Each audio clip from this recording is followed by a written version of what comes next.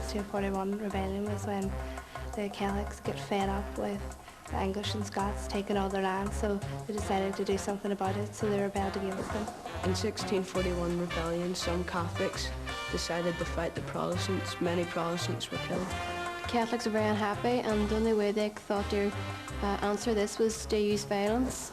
And the subject is brought up a lot, the cause of unionism being kept back, keeping Ireland part of England. Now, we all know what happened way back in 1641. In fact, we still use images and symbols from that period to this day, very often without knowing exactly what they mean. Now, this programme is all about struggle. The struggle in England between the King and Parliament, how that struggle spilled over into Ireland, and how Ireland became part of the English Civil War. In the first half of the 17th century, Parliament was made up of MPs who were wealthy landowners, and it only met once in a while to discuss raising taxes to pay for wars. Many MPs wanted Parliament to have more power.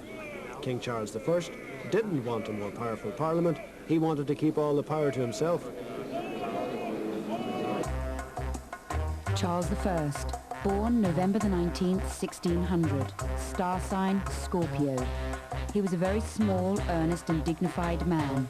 He was a very bad housekeeper and was always chronically short of cash. Like all the Stuarts, he was exceedingly vain. He loved smoking tobacco and splashing on perfume. He believed in the divine right of kings. He was not too hot on the idea of Parliament. Ambition, to become the absolute monarch of his kingdom. Unfortunately, he lost his head. Charles quarrelled with the Puritan MPs about money and religion. The Puritans were a strict religious group who wore black clothes and preferred simple church services. They believed that the Church of England should be more democratic. Poor old Charles. In 1638, the Scots Covenanters rebelled against him when he tried to impose the worship of the Church of England on them. But Parliament refused to give him money to fight a war against them.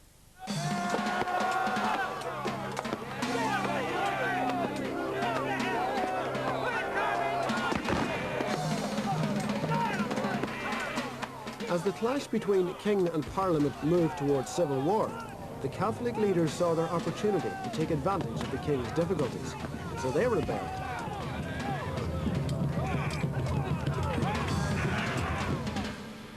Many of the clans were resentful because they had lost their land, and others were fed up paying high rent.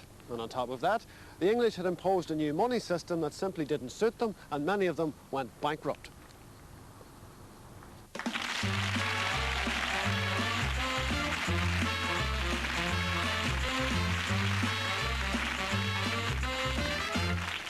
My father said this money malarkey would never catch on. This money malarkey, as you put it, has caught on, just not in our pockets. Mind you, you'll be okay. You married old Princess Frou-Frou Moneybags herself here, Queen of the Planters' Daughters. You'll be okay. But I won't be very popular with Moneybags Deborah's father once he's fallen for the old invite him round for a spot of roast pheasant and kidnap him routine. Are we having a dinner party, yeah? Have we money again? And you were where exactly when they gave out the brains? Your husband here plans to invite your father and his rich planter friends round for dinner and then kidnap them. Kidnap Daddy and his friends, why? Just because. I'm rebelling.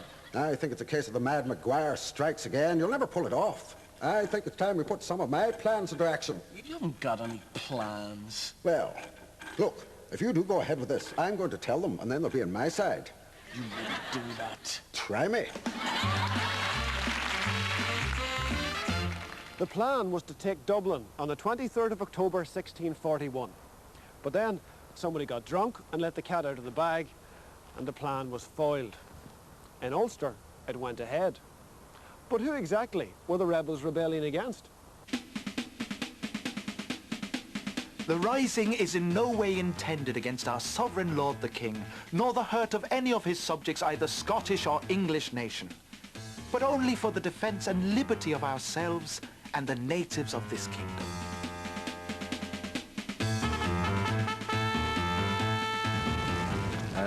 Sir Phelim O'Neill and others leading the rebellion, they had not intended to massacre the planters, but I think there was a great well of resentment amongst the ordinary Irish in Ulster. They had lost their lands. They were paying high rents to planters without any proper title to their land. They disliked the new religion and the new laws, and they were also encouraged by Catholic friars wandering amongst them, living simply amongst them, that they had to take action against the heretics. But the leaders soon lost control of the rebellion as it became more widespread and brutal. This is what the Protestant settlers had feared. The Irish servant, which overnight was undressing his master in duty, the next morning was stripping both master and mistress with a too officious tyranny. Settlers were massacred. Others were driven from their homes and robbed. Stories of the Ulster Rebellion and the massacre of thousands of Protestants sent shockwaves through England and Scotland. One particular incident that happened on Portadown Bridge is still commemorated today.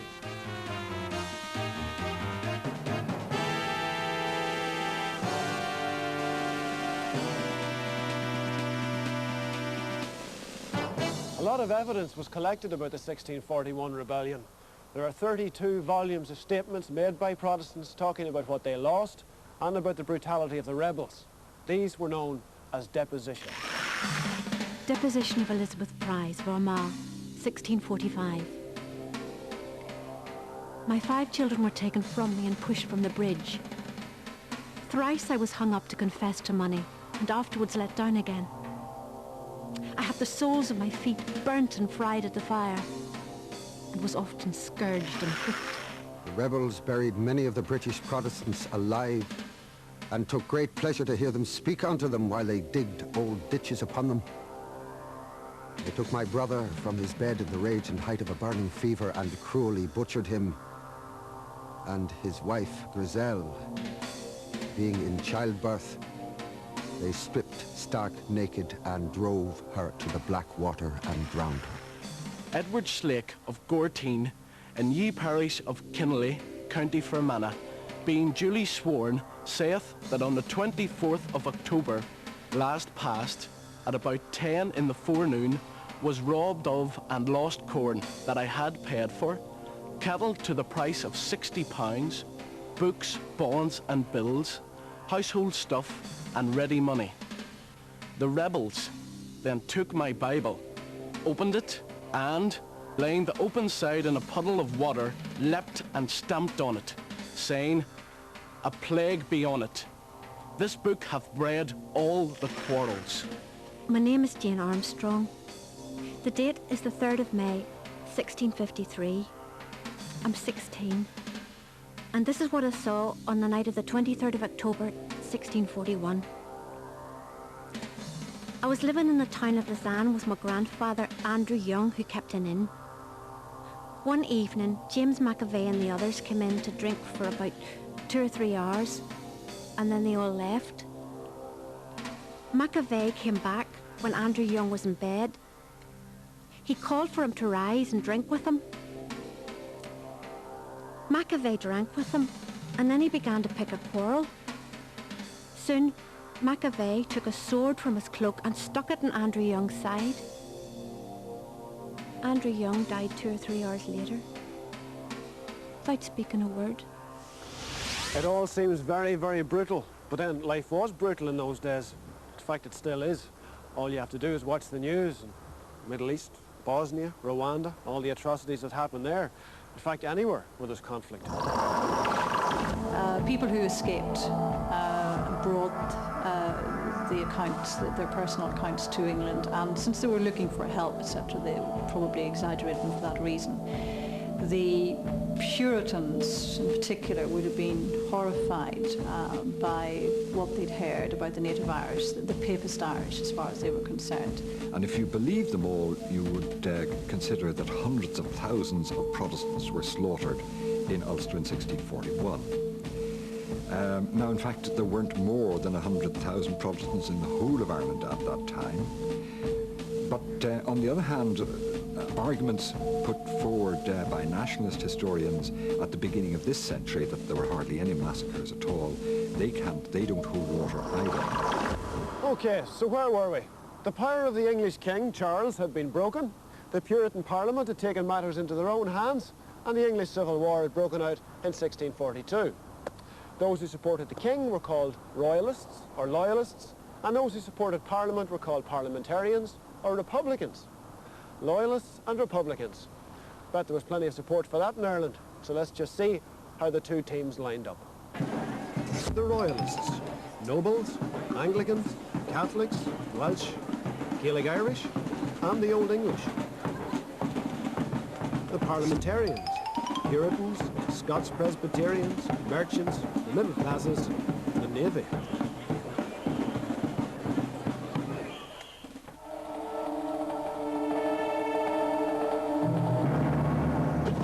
Because of the Civil War in England, only a small army could be sent to Ireland.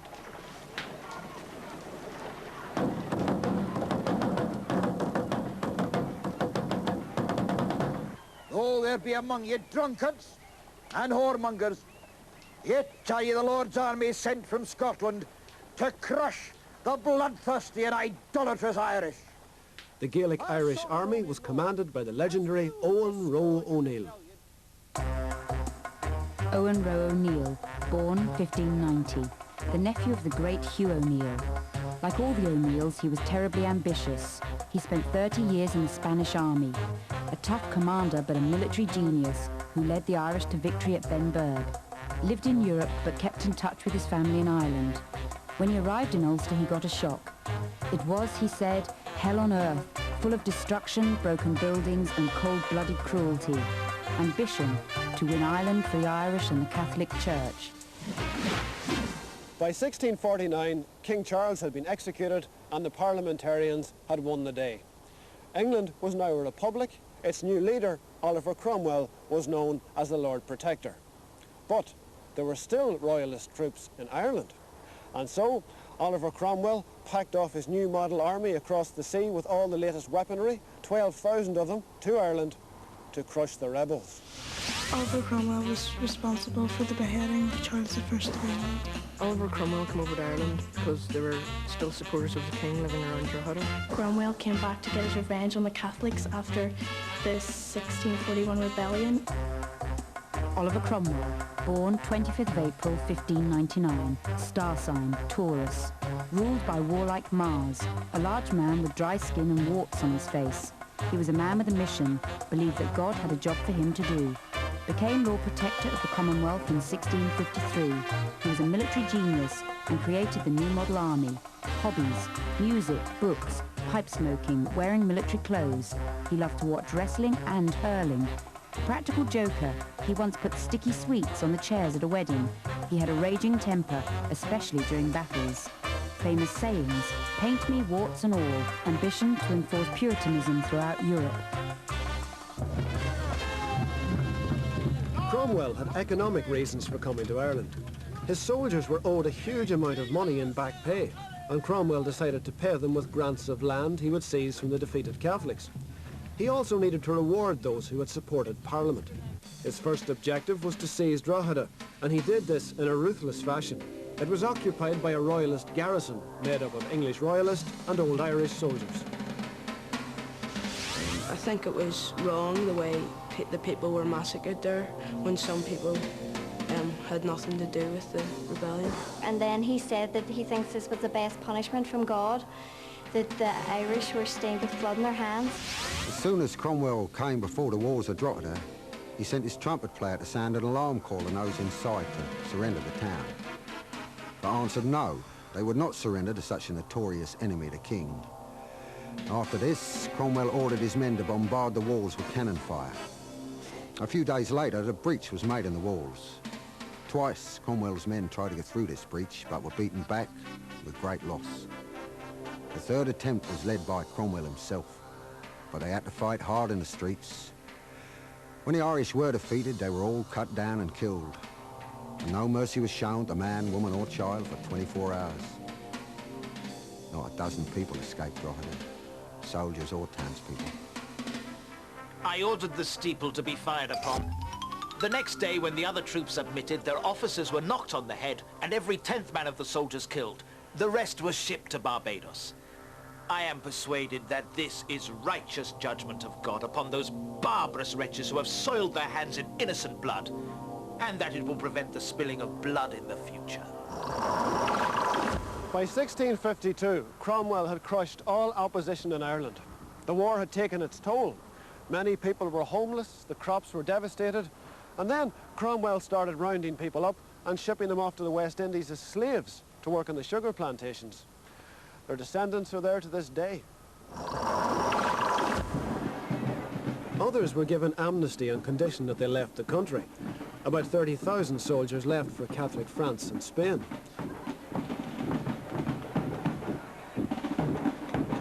Then Cromwell put into action the plan he had all along. He took land from the Catholic Irish and gave it to new English Protestant settlers. The Catholic Irish were then given the poorest land in Connacht and Clare. Go to hell or Connacht, he said.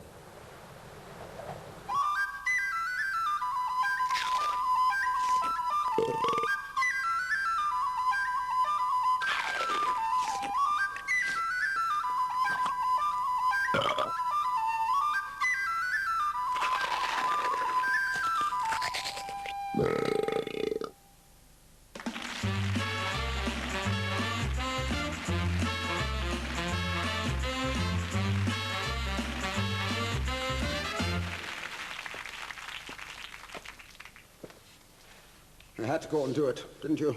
I told you it wouldn't work. Now we're both lost everything. If you hadn't opened your big mouth... Rebelling was never going to be the way.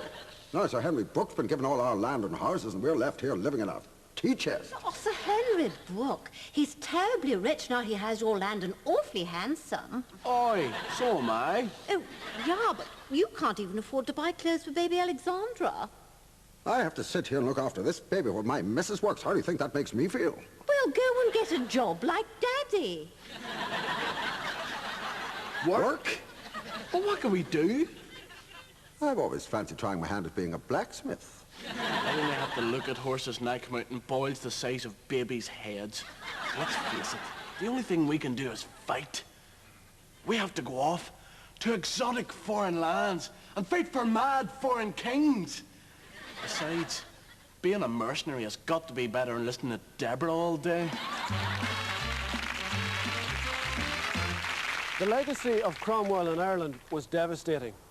Power, wealth and property now lay in the hands of the Protestants, whereas the Catholics were no longer allowed to take part in politics and lost their property in towns. He was only here 284 days, not a very long time, and yet by his actions he drove a deep, deep wedge between Irish people, Catholic and Protestant.